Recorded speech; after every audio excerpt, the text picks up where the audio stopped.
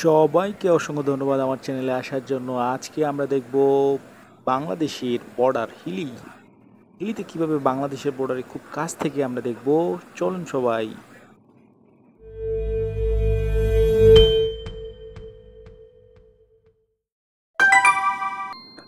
শুরুতেই বলে হিলি বর্ডার এবং হিলি স্থলবন্দর বাংলাদেশের ভারত সীমান্তে দিনাজপুর জেলার হাকিমপুর উপজেলায় অবস্থিত। বর্তমানে এটি ভারতের অন্তর্গত হিলি গ্রামের অংশটি পশ্চিমবঙ্গের দক্ষিণ দিনাজপুর জেলায় অবস্থিত।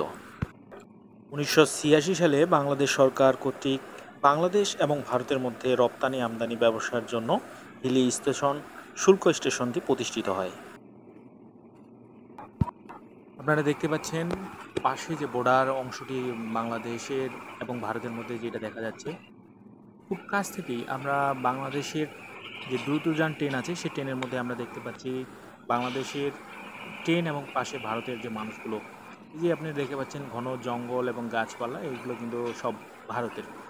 এবং এই যে ভারতের এই পাশে যে পুকুর, এক কথায় যে ট্রেন থেকে প্রায় 50 মিটার সম্ভবত এখানে যে পিলারগুলো আছে এগুলো সব ভারতের জন্য, শুধু বাংলাদেশের ট্রেনের এই জায়গাটুকু এইটুকু শুধু, এই যে আপনারা দেখতে পাচ্ছেন এইটুকু জায়গা শুধু বাংলাদেশের।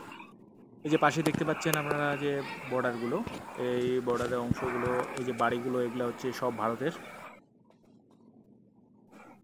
এগুলো সেই প্রাচীন আমলে, যে আগে বাংলাদেশ 1947 সালের দেশ বিভাগের আগে থেকেই এই অংশটি বাংলাদেশের উত্তর দিনাজপুর এবং দক্ষিণ দিনাজপুরের সংযোগ ছিল। এই যে পাশে দেখছেন বিএসএফগুলো বসে আছে, যে পিলার, এবং এই বাংলাদেশের এই পাশে ট্রেনের এই পাশে বাংলাদেশের জমি, ও পাশে ভারতের জমি।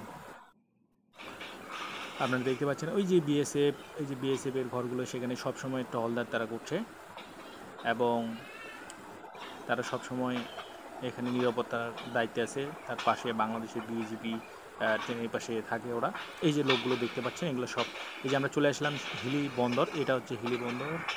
এটা বাংলাদেশের এক অন্যতম একটা স্থল বন্দর, যেখানে বাংলাদেশের আমদানি এবং শুল্ক পণ্য রপ্তানি করা হয় ভারতে এবং বাংলাদেশে।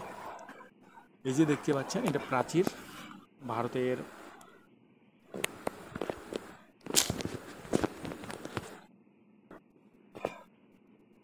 আপনারা দেখতে পাচ্ছেন এই যে পিলারগুলো, যে বাড়িগুলো, এগুলো, এই যে বাড়িগুলো, প্রাচীন বাড়িগুলো, এই বাড়িগুলো কিন্তু ভারতের। এবং এই জায়গাটা আমাকে এত ইন্টারেস্টিং লাগে যে বাংলাদেশের ট্রেন থেকে ভারতের যে অংশগুলো, এইগুলো, এই যে বাড়িগুলো দেখছেন এগুলো সব ভারতের বাড়ি, ভারতের জমি। প্রাচীন আমলে সেই বাড়িগুলো এখনও আছে। কিছু কিছু বাড়ি পরিত্যক্ত অবস্থায় আছে এবং কিছু কিছু বাড়ি এখনও মানুষ আছে। এই যে দেখছেন এই যে বিএসএফগুলো এখানে বসে আছে, তারা পাহারাদার টহল দিচ্ছে যেন এই পাশের মানুষ